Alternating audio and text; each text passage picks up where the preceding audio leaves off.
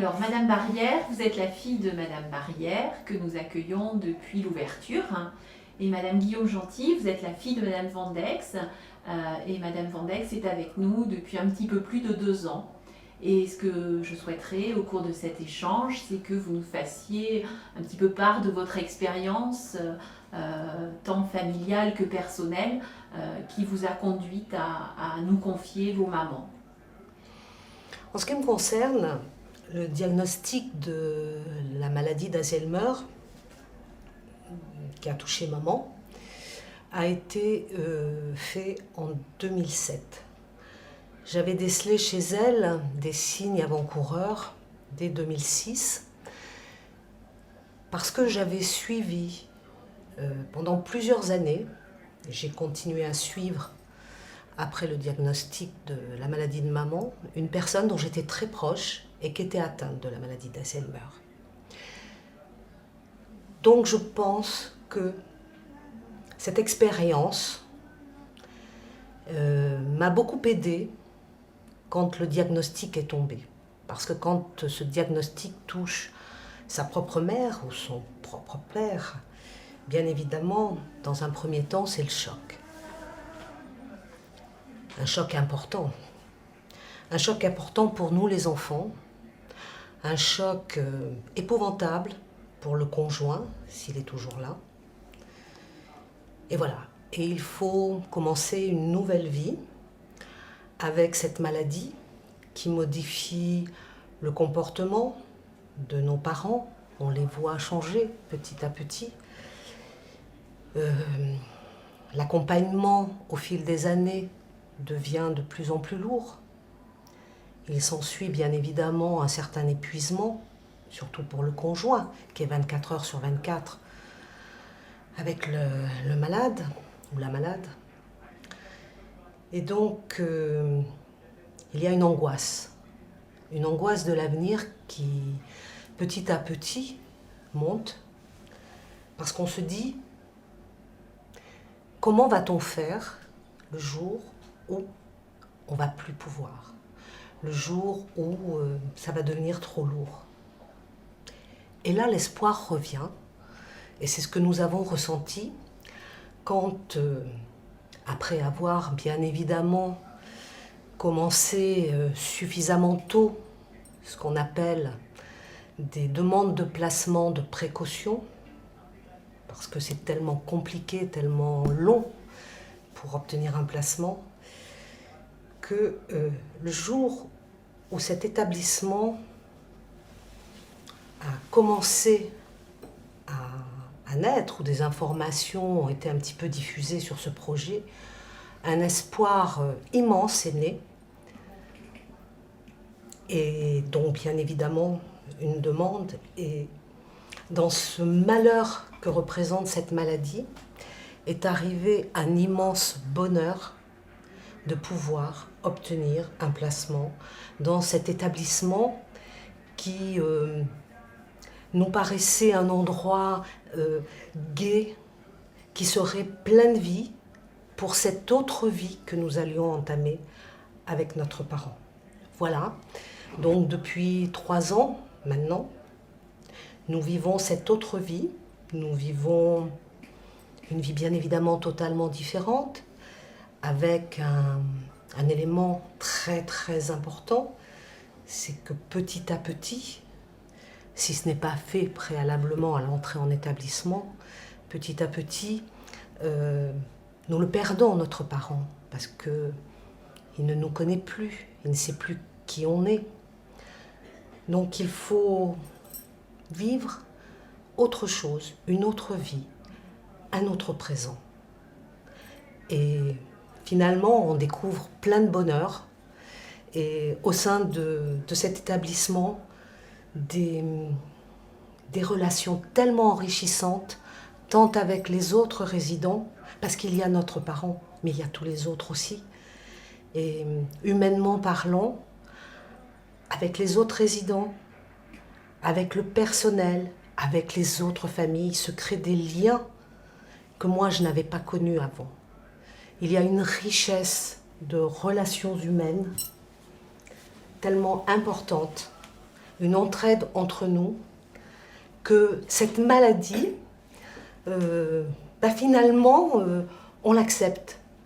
Au début, on pleure, bien sûr, parce qu'on se dit pourquoi.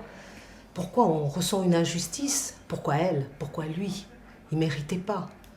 Avec tout ce que déjà peut-être il a vécu avant.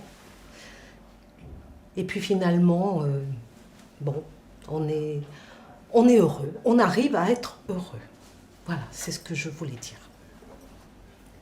Là, il faut couper parce que moi, je suis trop dans l'émotion de ce que tu viens de dire. J'ai peut-être résumé. Oui. Hein? J'ai peut-être résumé. C'est très dur. L'émotion... C'est dur, mais on a plein de petits bonheurs Tout ici. à fait.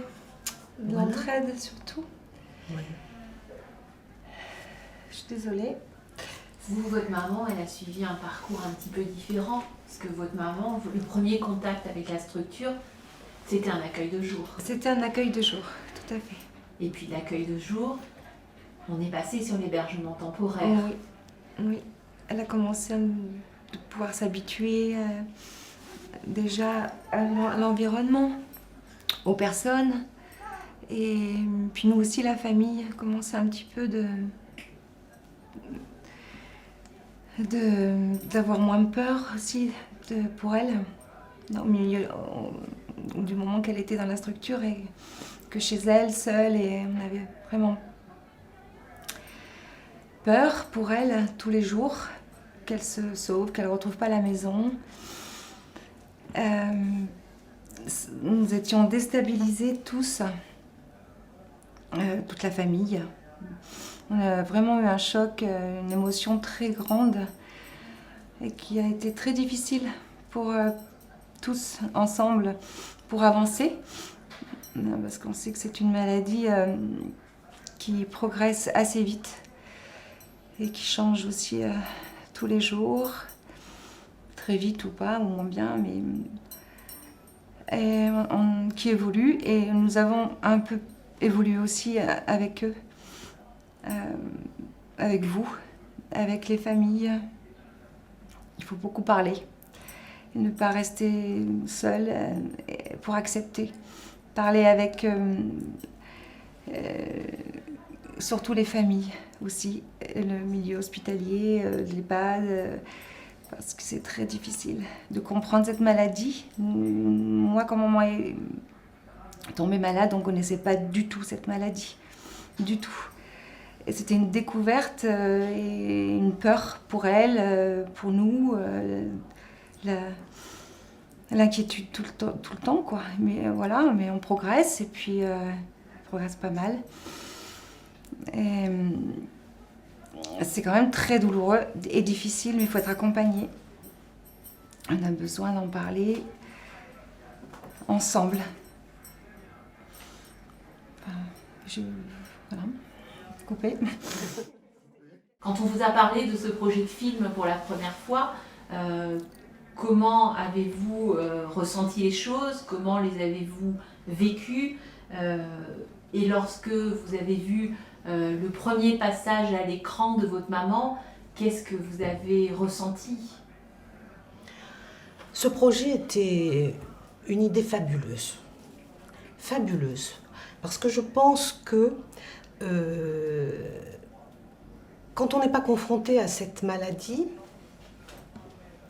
dans l'imaginaire des gens, je pense qu'ils doivent penser qu'un établissement avec uniquement des résidents atteints de la maladie d'Alzheimer, ça doit être sans vie, très triste, voilà. Et c'est pas du tout le cas. Donc ce film est une opportunité merveilleuse de montrer aux familles que il y a plein de vie, plein de bonheur à vivre avec nos résidents, quand bien même ils sont atteints de cette terrible maladie. On continue, on vit plein de choses et puis on a une immense joie, c'est de leur apporter des moments de bonheur simples, mais importants pour eux, de participer avec eux à des activités. Voilà, il y a plein de vies. Ce projet, c'est quand même une belle idée. Et son titre résume tout. C'est vrai qu'on est dans un autre présent. Je ne vais pas cacher que depuis 3 ans, chaque fois que je viens à l'EHPAD, et je viens souvent, je me dis, bon, combien de temps ça va durer? Bon, franchement, j'aurais des fois peut-être envie de faire autre chose. Et sitôt que je franchis cette porte, je suis dans cet autre présent. Et cet autre présent m'apporte tellement de satisfaction personnelle au travers des relations avec ma mère. C'est des relations totalement différentes, bien évidemment, de celles que j'ai pu vivre avant. C'est autre chose, mais c'est riche. C'est riche avec les autres résidents, parce que qu'est-ce qu'on noue comme affection, comme amitié avec les autres résidents et avec les familles. Oui, on est dans un autre présent. On est ailleurs, dans un autre présent. Puis quand on sort, on retrouve le nôtre présent. Mais finalement, ça a été des heures de grand bonheur. Voilà, faut pas avoir peur. Faut pas avoir peur. Voilà. Faut pas avoir Elle a tout peur. dit. Et on rencontre des gens comme Michel, positive, qui vous aident beaucoup. Voilà, toujours être optimiste, Hop, voilà. même dans un contexte aussi difficile et aussi douloureux. Voilà, toujours être optimiste. Tout à fait. Et par rapport au film, Madame Guillaume-Gentil, vous, comment l'avez-vous vécu lorsqu'on vous a demandé l'autorisation du droit à l'image pour votre maman? Et qu'on vous a dit, ben voilà, on envisage de tourner un film sur la structure. Mais au début, j'étais sceptique, hein, et j'avais un peu peur. Peur qu'on les filme. Le droit, voilà, c'est difficile d'accepter le droit à l'image. Ça peut être mal perçu, douloureux. Et en fait, pas du tout. Je suis revenue sur ce que je pensais vraiment. Et ça fait du bien de les voir s'épanouir devant une caméra, et ils ont le droit aussi de s'exprimer. Et c'est des gens courageux, magnifiques, et on est fiers d'eux. Voilà. On est très fiers. Très fiers d'eux. Très fiers d'eux. Tout à fait. Ils sont beaux, ils sont vivants. Ils sont vivants Tout à fait. dans ce film.